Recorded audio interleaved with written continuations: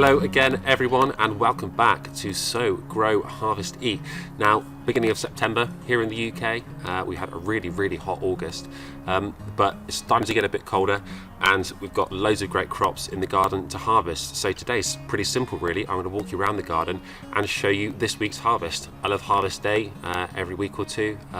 Amongst doing the 9 to 5:30 job, it can be a bit hard to find the time to really dedicate to do really solid harvests, and today is the day. So I'm going to show you what we've got, what we harvest, and let's see what we can just get in a few hours. So the first place I'm going to start for harvest day is in the greenhouse. Look at all these lovely sun-gold tomatoes. They're going to go beautifully on some bruschetta with some red onions and some basil. That'll be lovely. Got a few Santonio tomatoes. These are starting to look a little bit bare now, but still got some decent ones. So move further into the greenhouse. There's the avocado tree we're trying to grow. That's obviously going to be a few years till we get any fruit off that, but a good start nonetheless. A few indigo cherry tomatoes right here. They're quite nice. Peppers have had mixed success. They're looking a bit bedraggled in places actually, but we haven't really had many peppers. There's quite a bit of whitefly damage at one point. As we move further down the greenhouse, again, these Santonians are still looking all right. And I've got some lovely San Marzanos here, which I'm going to pick, I think, today. And that will be a job to do some canning.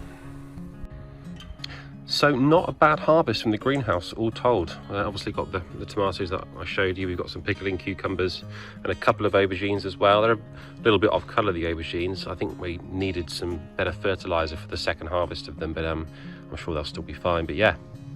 Lovely to see this kind of colour come from the greenhouse even in September. Now, one thing I do have a lot of in the garden this year is beetroot, mainly because I love pickled beetroot, and I've been letting them get really big and juicy over the last few months. I haven't even picked a single one yet, so this is going to be my first beetroot harvest. I haven't actually looked at these for a good few weeks, so you'll see how big they've gotten.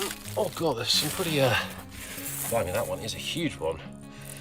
Yeah, looking good. Let's pick some beetroot and see what we've got. So as I suspected, we've got some pretty serious sized beetroots here. I've picked a few mulch too as well, but these beetroots are, if I just pick one up, they're the size of a fist. They're huge.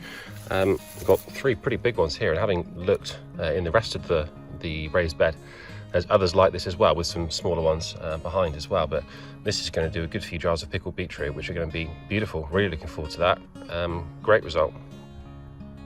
So rhubarb season is coming to its natural conclusion, beginning of September. We've got a few stragglers left over, and I've just picked a nice big handful, which will probably turn into some lovely rhubarb and vanilla jam, which Hannah makes, and it is beautiful. So probably turn it into that, but there's a few threatening to poke their head through. But I'd be surprised if we get too much more rhubarb off. We've got a lot of this plant this year, so yeah, pretty pleased, but sad to see the rhubarb sort of stopping to grow now. So now we're in early September. Something we're definitely not going to get more of is more blueberries. So this will be the last harvest of the season, and you can see at the back that bush is a bit bare. We've got a few stragglers over here, but probably this one at the front with slightly smaller berries. So what I'm going to do now is harvest these berries. I'll vacuum seal them, freeze them, and they'll go beautifully in some porridge over the winter. So probably got a good 3 or 4 vacuum seal packs of blueberries now, so that's another great harvest.